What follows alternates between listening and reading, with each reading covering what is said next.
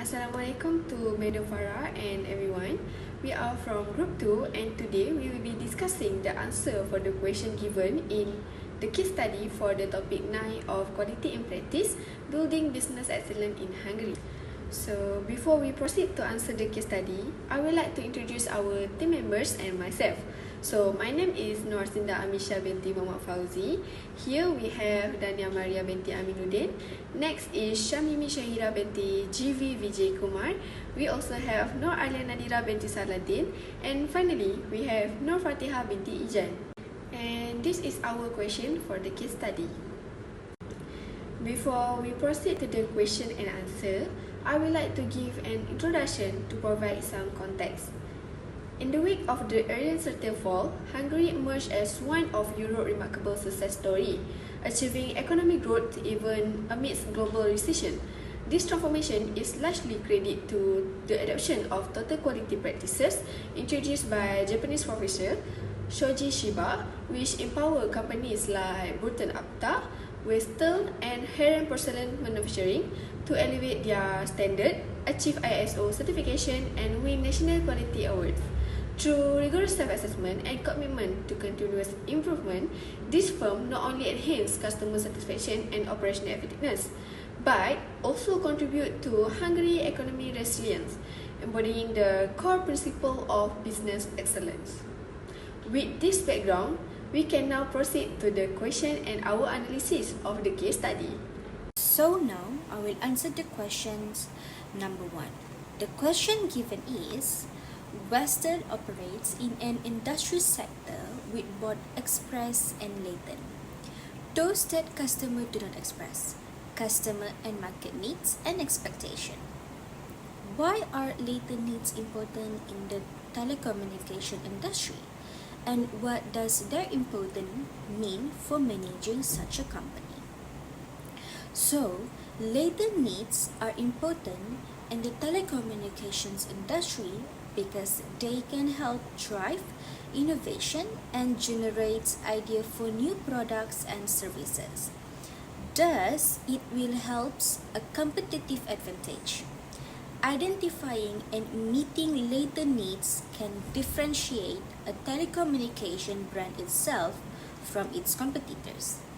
By giving an expectation to the customer, it could help a competitors exist among the telecommunication industry and indirectly will enhancing a customer loyalty and market share.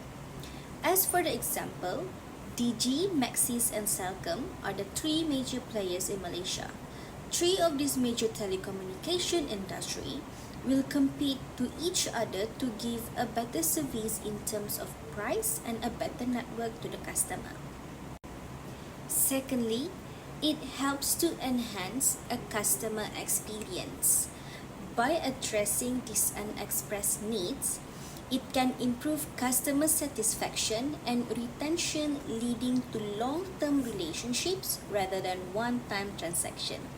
As we know, people are living in rural and urban area, so it is must to choose a better telecommunication network for which is good for them and indirectly could help the customer to enhance their experience. For instance, Maxis has strong coverage in urban area, Celcom has a good coverage in a rural area. DG has a good coverage in only specific area in which it shows that Maxis and Celcom users are hired and get a better experience rather than DG network. Third, it helps a market trends and innovation. So, by understanding latent needs, it allows company to innovate proactively, ensuring they remain relevant and can adapt to changing markets dynamic. We can see at U Mobile Telecommunications where they promote data plans and unlimited internet, especially for the teenagers who really prioritize the online streaming, social media, and for study purpose whenever they have online classes. U Mobile also can be used at rural areas, so it can ease the user, especially for the student problem from having a line coverage problem. U Mobile leverage innovation to adapt to market demands. Okay, hello. Today I will explain about my parts. is implications for management. So the first point in implication for management is improve business and development. So it's mean in this using methods for research and development, business can get a mix of qualitative and quantitative data offering a more comprehensive understanding for customer preference and behavior, which can inform strategic decisions like production development and production management, production developments, marketing campaigns, and customer service improvement. And for the second point is innovation culture. So innovations culture that value creativity and innovations help an organization stay flexible, meet customer needs, and stay ahead to competitor, and it also empower employee to solve problem and find new solutions to hidden challenges. And last point is cross-functional collaborations. Cross-functional collaborations means working together with marketing, customer service, and production teams help business to understanding and meet customer needs better. This leads to more customer focused productions, strong relationships, and long-term loyalty by creating a smooth satisfying experience for customer. So that's all for me. Thank you. Now, let's move on to question 2. The question given is, each of these firms use some sort of self-assessment process to understand their management practices. Could the result they realized have been achieved without this self-assessment? Why or why not? In the pursuit of business excellence, self-assessment has proven to be a cornerstone for successful Hungarian companies, such as Britain Apta, Vestel Mobile Telecommunication Companies, and Heron Porcelain Manufacturing. These organizations employ structured self-assessment method to evaluate management practices, ensure continuous improvement, and elevate performance standard. This case study explores the critical role of self-assessment in their achievement and examines whether their successes could have been accomplished with such rigorous evaluation. Self-assessment provides companies with an organized framework for analyzing internal procedures, allowing them to identify their strengths and the areas that needing improvement. This approach fosters a culture of continuous improvement rather than short-lived progress. For example, Britain Apta began its journey with total quality principle that introduced by Professor Shoji Shiba in the 1980s. By establishing a quality council, the company conducted systematic evaluation across its operations, leading to significant milestones including ISO 9000 certification in 1993 and multiple European quality awards. Self-assessment allowed Britain Apta to sustain momentum even after a major collapse, ensuring it remained competitive nationally.